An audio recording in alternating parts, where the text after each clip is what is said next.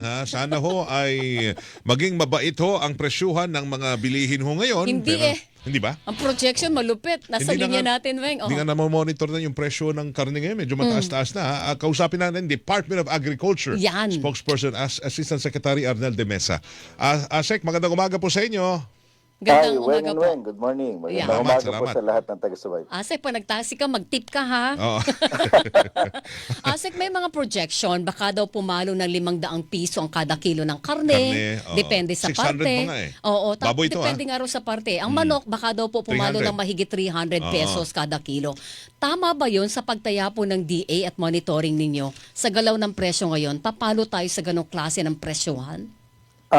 Weng, yung naipresenta na projection sa Senate hearing, yung sa baboy parang nasa 580 Wow. at yung sa manok ay nasa mahigit 340. Ito ay projection base sa senaryo na matagal yung mananatili matagal na mataas yung presyo ng gasolina sa merkado at ito ay presyo na puro local lamang na production. So, hindi kasali rito yung importation. So, kung ito ay purely local, ito yung naging projection na naitaya. At walang gagawin yung gobyerno, in particular ang DA, so mararanasan ito. So, sa pagtaya naman natin sa ngayon ay hindi mararanasan yung ganang klase ng presyo dahil unang-una, napakarami ng supply natin ngayon ng karning baboy. In fact, puno-puno yung ating mga cold storages, both yung ating imported saka yung mga local na nakatay. Plus yung sa karning manok naman, actually overproduction pa nga tayo sa ngayon.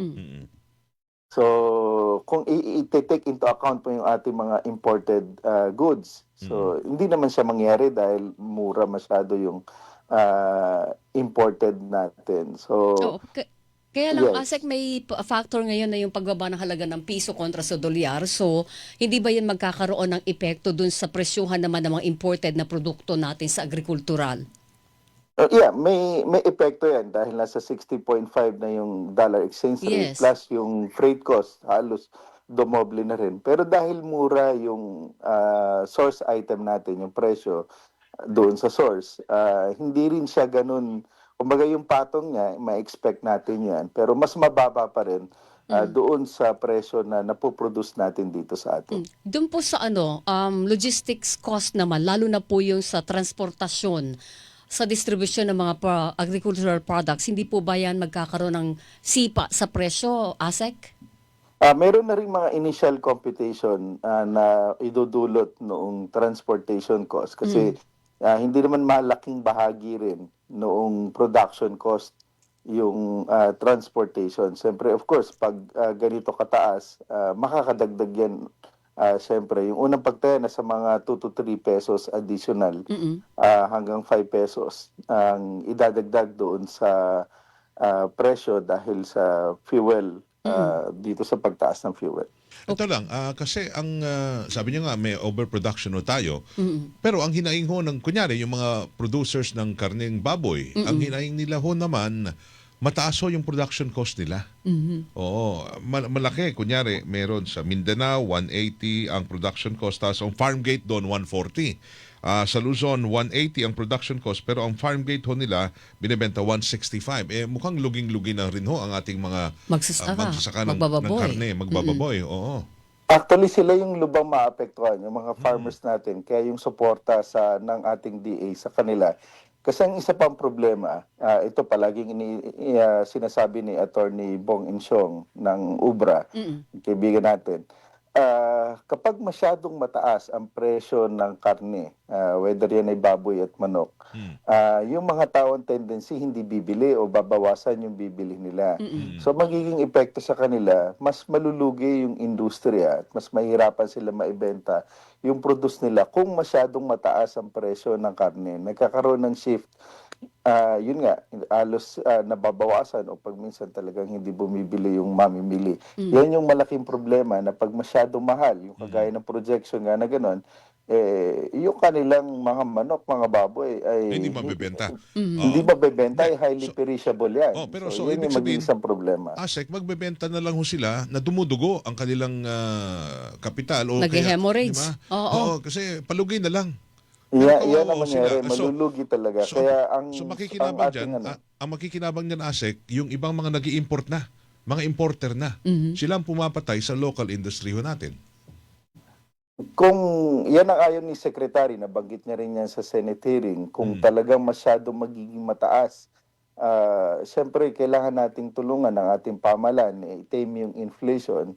So may pagkakataon na kailangan mag-import just to help, yun nga, na hindi masyado mataas ang presyo ng bilihin. Pero kailangan ba Which natin nagawa dati. kailangan ba natin itigil ng pag-import muna? Kasi kanina kausap namin na ekonomista, si Oo. Professor Manuel Eco. Sabi niya, para humapalakas ang ating halaga ng piso, Palakasin talagang ang produksyon sa bansa. dito na lang sa atin, huwag na tayo mag-import. Kasi yung mga import na yan, kadalasan na kumikita lang ho dyan, smuggler o At kaya saka, legit man. Di ba? volatile pati dahil subject ka ng forex asset. Oo, mahal. At two things yan, yung inisyu na EO 110 ng ating Pangulo, nakafocus talaga yun para palakasin ang lokal na produksyon. Una-una, inaatasan ng DA doon na maghanap ng mga murang agricultural inputs para ipamahagi sa ating mga magsasaka, lalo ngayon parating na taniman, May, June. So, maghanap ng murang fertilizer. Kasi ang pinaka-apektado talaga ngayon, yung fertilizer. Marami kaming nare-receive na report na mahal na talaga ang fertilizer sa ngayon. Plus, of course, yung ibang inputs na kailangan ng ating mga magsasaka. And then yung ating mga subsidy sa fuel, para tulong din yun sa production. So, kailangan talaga mapataas ang production. Yan number one. Pero kung talagang, yung pangalawa, kung talagang babagsak ang production, kasi matanda natin nung unang Ukraine War, Russia-Ukraine War, talagang tumaas hanggang 3,000 yung fertilizer from 900. Bumaba ang production nun. So, nung bumaba ang production, tumaas ang importation just to compensate yung losses na naranasan natin across the board ng mga agricultural commodities. Siyempre ayaw natin ASEC na yung maging parang double-bladed ang tama doon sa magbababoy. Dahil napakalaki pong industriya nito at malaki ang inaasahan ng publiko sa produktong ito. Paano matutulungan ito matutulungan ng gobyerno ang sektor na ito? Meron tayo sa magsasaka, meron tayo sa mangingisda. Sa mga magbababoy, ano po ang pwedeng tulong? Kasi kung halimbawa, nalulugi na sila dahil mababa ang kuha sa kanila sa farm gate. Plus, meron pang imported na mas mura pag benenta mo sa palengke. Hindi nabibili masyado yung lokal, although mas masarap yun kasi fresh. Well, gusto natin yun. Ano ang pwedeng ibigay sa kanila ng gobyerno po? Kasi yun ang utos sa inyo. Anong Opo. gagawin ng DA ngayon? Ang base nga doon sa Weng doon sa EO 110, ang unang focus doon yung fertilizer. Pangalawa yung feeds kasi yan yung isa sa pinaka maapektuhan ng mga agricultural imported items pag tumaas yung exchange rate at saka yung freight cost. So doon naman din titingin kung ano yung mga pwedeng maibigay ng DA kasi ngayon inatasan na rin ng DA na magbigay ng assistance through the Quick Response Fund. Yung QRF namin dati for calamities lang yon. Opo. Ngayon pwede nang itap yon, so we can tap yung QRF to support lahat ng maapektuhan. At pwede yung i-replenish, 1 billion yun. Pag naubos, pwede kami mag-request ulit. So we can tap QRF to help itong ating mga livestock growers, kagaya ng mga magbababoy, at saka yung mga magmamanok. Paano ho to? Kunyari sa fertilizer, paano ginagawa ng DA? Binibigyan nyo ng libre? O bigyan namin kayo ng fertilizer na libre lang? Punta lang ho kayo ng DA kung kayo po yung mga magsasaka o kung kayo po yung mga magbababoy. Pero matagal na sila. Di ba, ASEC, meron matagal na kayo may programa na libreng fertilizer sa mga Yes, register ng mga magsasaka sa inyo? Lahat ng fertilizer seeds natin, pinamamahagi natin yan ng libre sa ating mga magsasaka at mga isda. Ang concern lang natin ngayon ay kung merong fertilizer tayo may pamamahagi na available. Kasi nagkukulang na ba? Yung ating fertilizer ngayon ay pag minsan nare-rebid dahil procurement yun sa region. May mga reports na hindi natutuloy sa award dahil mataas na yung presyo. Before the war, nasa mga 1.5 yan. Ngayon, nasa more than 2,000 na. Yung complete, nasa mga 2.6, 2.8 na. Kaya talagang Pero- yan ang isang concern natin. Per bag po yun, per bag, yung presyo na yun, per bag. Yeah, Pero- presyo yun na per bag. Pero nabanggit nyo ata, I don't know kung sa inyo yun, na meron pa tayo mga 200 days of supply ng fertilizer Oh, dito. yung dating interview natin si Kadani yata yun. Oo. May sapat pa tayo for 200 Sapat pa days ba? ata.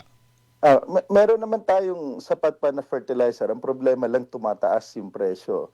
So kahit ng nandito na siya, fertilizer. pag binili mo, hindi na yung dating presyo ng inangkat siya. May mga kausap din tayo na nagpapadala ng fertilizer dito. Yung urea medyo pahirapan, pero yung Amosol, yung 2100, nagtaas na rin, yung complete nagtaas na rin. Darating yun by May. So, may mga nakukuha na mga fertilizer, pero mataas na talaga rin nga yung kuha nila. Pero yung 200 days, meron tayong supply dito na. At Nandito na sa Pilipinas. Hindi na. Yes, so hindi meron bibilihin. na tayo dito as reported by FPA. Oo. Pero kagaya ng sa langis, nagbabago rin yung presyo. No? Yung mga bago na ngayon, kung magtatanong ko kayo ngayon, saan man? Sa Qatar, Russia. Sa Russia siguro baka mura kasi hindi naman sila. Pero ang Di ba? tanong ko, Asek, yung mga nandito na luma na nating stocks, nagtataas ba yun ng presyo kahit nabili siya sa lumang Matagal na, presyo din? oo. Parang presyo lang ng langis. O dapat hindi nagtataas. Di ba hindi dapat? Oo. Yun yung as reported ngayon yung presyo ng FPA Opo. at least last week nasa more than 2,000 19 hanggang more than 2,000 yung per urea quantity. at complete. Hindi ba, hindi ba pwedeng i-regulate yun o bantayan yun ng gobyerno? Kasi nabili yun sa lumang presyo eh. Kagaya ng langis nga weng and weng. So yun din yung titingnan natin kung paano tame yung presyo niyan. Dahil nga tama kayo, nabili yan ng mura, Oo. pero yan yung presyuhan ngayon sa merkado. Para silang para silang may replacement cost din. Di ba? But ito, Yes. yung feeds, sa feeds naman, Asek, nabanggit Yan, niyo may mga imported libre. din tayo dito. Ito ba, hindi tayo nagkukulang ng feeds? Kasi baka naman tumirik na yung mga natin, farm natin, kung wala nang maayos-ayos na feeds na may ibibigay o mabibili po yung mga farm owners. At karamihan ng feeds natin ay mais at ang production natin ng mais nasa 50-60% sufficient lang tayo sa mais. Okay. So talagang malaking bahagi ng mais for feeds yung ating ini-import kaya nire-replace siya ng feed wheat. And then yung ibang components yan kagaya ng soybean meal pero karamihan naman yan galing ng Amerika dahil doon yung karamihan ng production ng soya. So, siyempre may additional dagdag yan sa freight cost at saka doon nga sa mahal na dollar.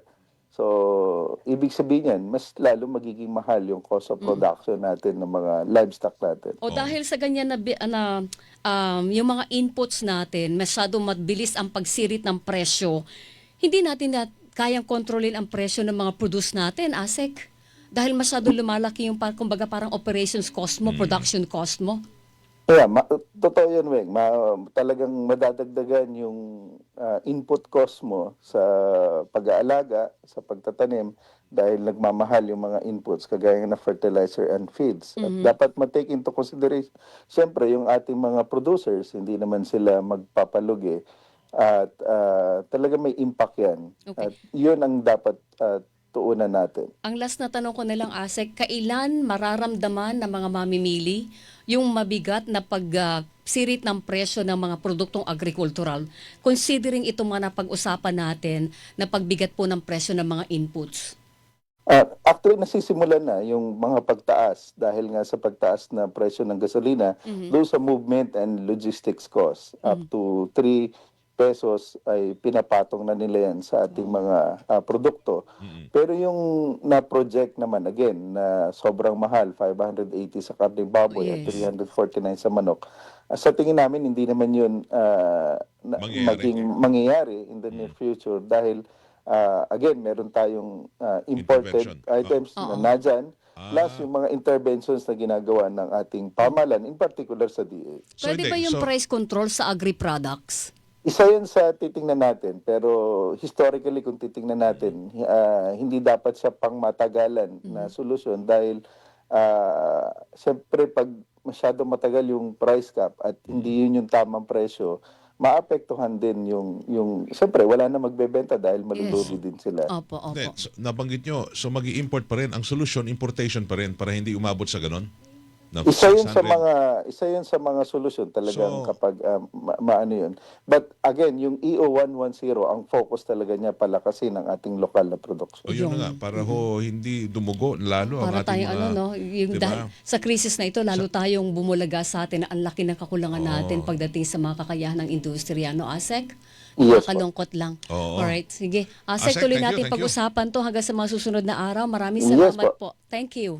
Maraming salamat din at good morning. Good Good luck morning, po sir. sa mga gagawing hakbang para matulungan Oo. ang ating Salamat po. Thank you. producers dito. Thank you, Ang Asek. magandang ha? balita doon, sabi niya, meron silang 1 billion QRF na pwede nang gamitin. Although ito'y para dapat sa calamity, pwede yeah. nang gamitin sa pangtulong sa lahat ng sektor sa agrikultura. Lahat ba nakikinabang dyan? Gusto mo? Hindi. Hilingan, walang pinoprotektahan.